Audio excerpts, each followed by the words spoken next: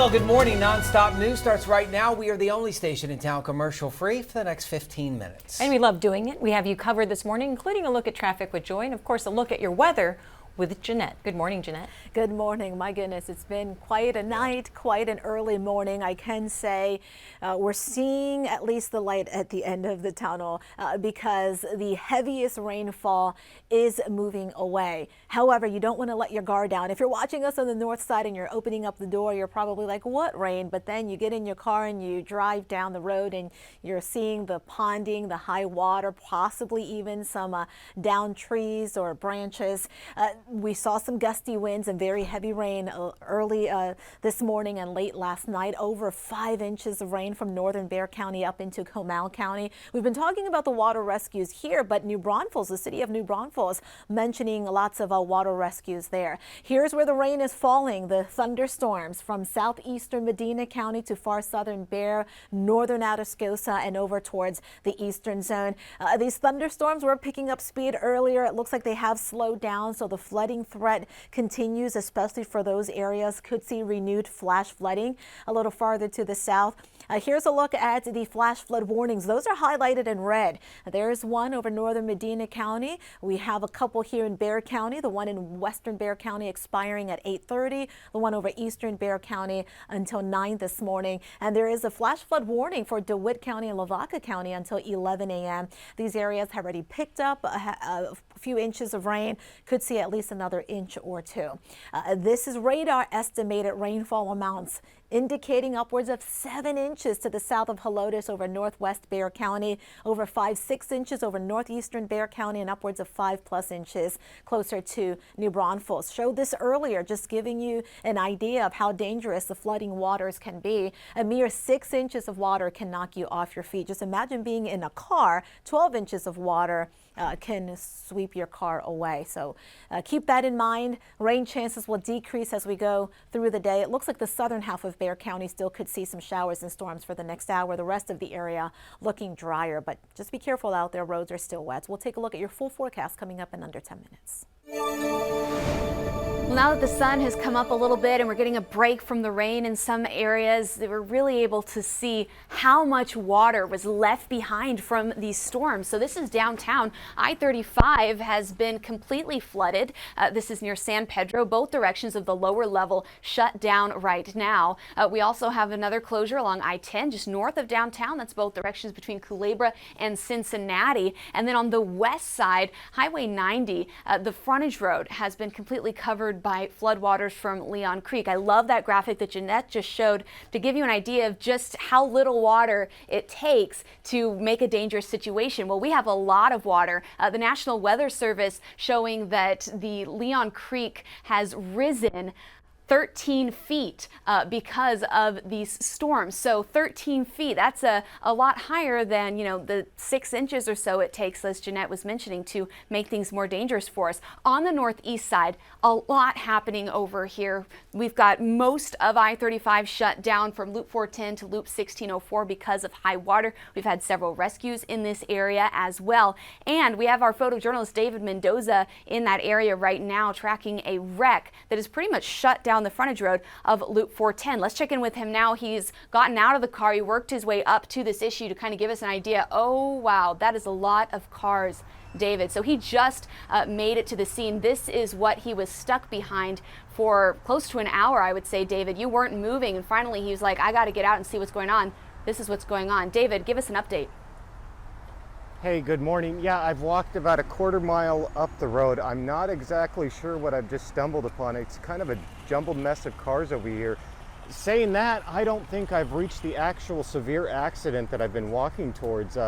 This is definitely a messy situation. You can still see ponds of water in the middle of the road. I'm not sure if this was a high water incident or not, but it goes to show the dangers of driving in these hazardous conditions where visibility is low and there's lots of water. It looks like maybe there was a collision of some sort, and cars made it into the ditch. But I'm going to continue walking. I'll keep you updated with what else I see. Again, this is the access road of 410 and Austin Highway. Back to you.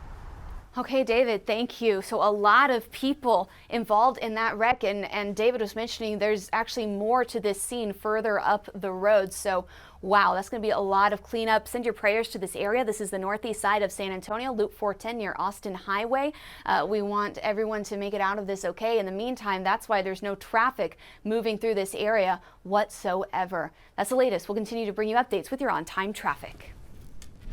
All right, guys, thank you. The CPS Energy map illustrates that power outages are also a real issue now. This number has dramatically jumped from the time that we went on the air a few hours ago. Unfortunately for folks, 412 reported outages right now, affecting almost 25,000 customers. And it is not exclusive to one area. It is all over Bexar County. So just know this, folks are out, CPS Energy crews are out working to restore power, and they have been. I ask that you be patient, obviously, that it's a difficult ask, but they will get to you when they can. So as the sun starts to come up, we're starting to see have a better idea of some of these pictures that are happening. Obviously, what's happening with David Mendoza there, 410 at Austin Highway is one. Highway 90 in Leon Creek, which you heard Joy say is up 13 feet. That is also, the sun is giving us a perspective. Wait until you see the picture there. Yeah, that's where we find News 4 San Antonio's Tawny Davis. She's live. Tawny, what can you show us and tell us about the area? Well, as you can see behind me, we have the barricades out here pretty far back from where the actual flooding is, because I'm pretty sure what TxDOT and the SAPD want to make sure is that no cars try to get in there. Like we saw 2 weeks ago, this is a problem area. We've had cars get stuck here. So, but on the TransGuide, as we've seen earlier, you could see just how much water exactly is being flooded in that area, as Joy said earlier, about 13 feet. So as the sun comes up, we're seeing that, yes, the rain is gone. We're still seeing a lot of lightning, it seems, and at least from where we're at, it's getting closer and closer, but no more rain, just lots of lightning. But as we're also seeing a lot of water along the road. So if you are having to make your way out here, know that this area is going to be blocked off until they're able to get that water out of that area. But make sure you find another route, because this is going to be completely blocked off until we're able to get them out of there. But for now, I'm going to send it right back to you all. All right, Tawny Davis, I just want to say this as we get ready to go to Christina. Our crews are out and trying to get you the best pictures that they can.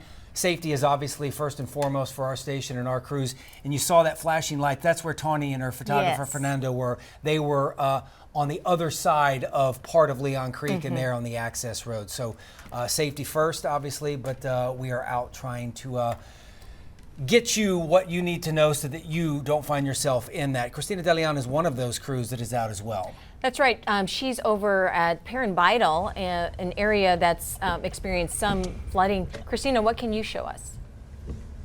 Yeah, well, we are just pulling into the scene right now. What we went through was a lot of power outages, flashing lights. I know CPS is doing their best to work and try to get all of this out. I want to show you the scene right now, actually. We've got fire crews. We got right here. Let me get this. Here we go. Let's here show you what it looks like here.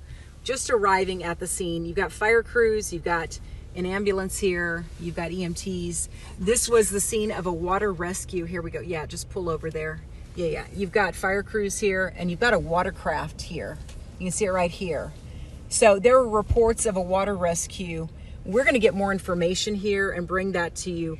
We've been looking for this all morning long, and this is off Perrin Vital near Nacogdoches, and throughout the morning we've actually been seeing a lot of cars in the water because the water came down so quickly everywhere. So this is Perrin Vital near Nacogdoches, and because the water came down so fast and so hard, we've been trying to just get to everyone with David Mendoza all morning long. So this is a live picture right now off of Perrin Vital near Vicar. This is out near Loop 410 as well.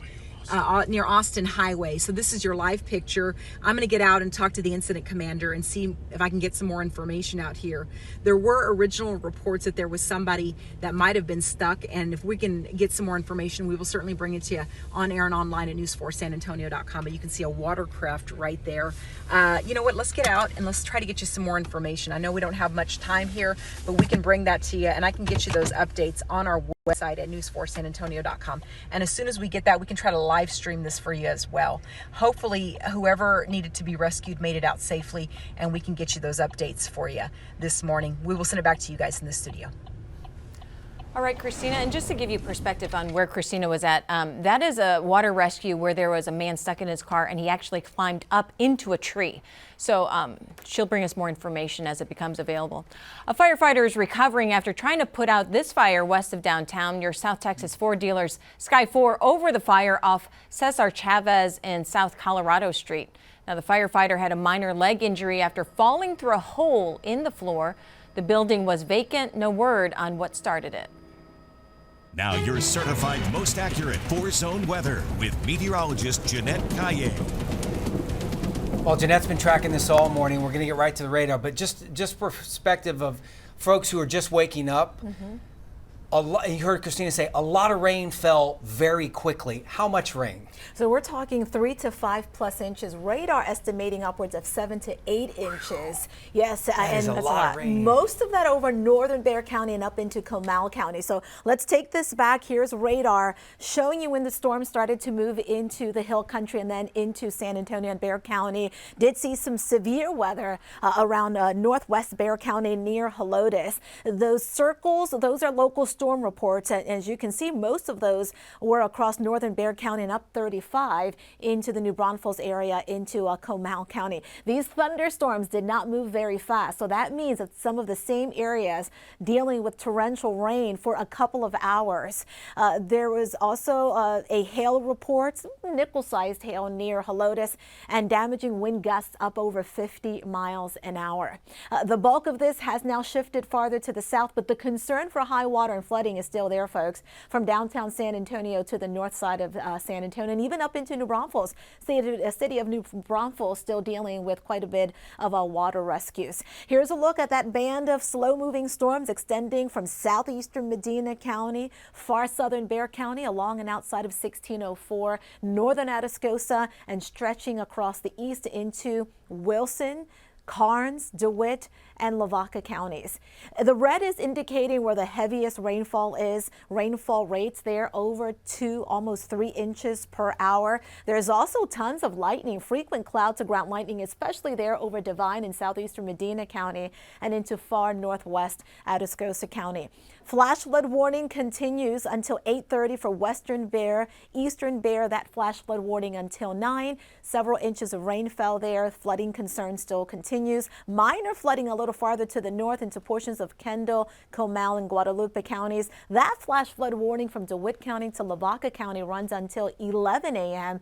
They've picked up 2 to 4 inches of rain. Could see another 1 to 3 inches in that warned area. There's a flood watch for those counties in green until 7 o'clock this evening, because there is still a potential for maybe a couple of showers or a thunderstorm this afternoon into the early evening. Any additional rain could cause some more flooding, so we have that flood watch.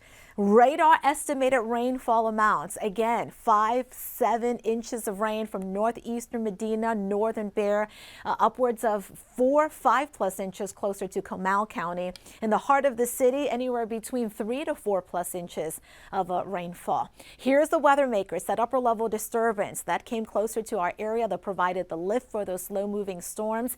It is going to be moving away later today into tomorrow. As a result, rain chances will decrease, but notice that on the back side of that, can't rule out a couple more showers or a thunderstorm today, this later today, and then again tomorrow. This in-house computer model showing you those storms lining up still until about 8 o'clock this morning from far southern Bexar, northern Atascosa, and points farther east. Should see those moving away, clearing those counties by late morning. Again, just a pop-up shower or thunderstorm this afternoon. Otherwise, we'll see a mix of sun and clouds. Here's your forecast as I take you through the rest of the day. I'm going to go ahead and keep a 50% rain chance during the 7 a.m. hour. That's specifically for southern Bexar County. 40% of the area may still see a couple showers or a thunderstorm at 8. And then it does look a lot drier as we go through the afternoon, with that rain chance dropping to 10%.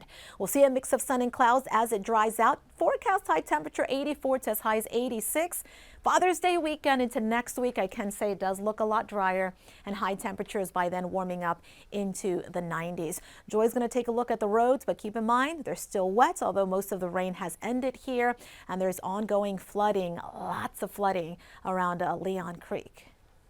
Thanks, Jeanette. Yeah, we're definitely not out of the woods just yet. Photojournalist David Mendoza, if you were watching a few minutes ago with us, was just checking out a scene on the northeast side, the frontage road of Loop 410 near Austin Highway, where we had a crash with several cars involved. And he was mentioning there seemed to be more to this further up the road. So he has now gone further up the frontage road here and found 2 more cars and a lot of water as well. So I want to get an update from him. David, good morning. What have you seen?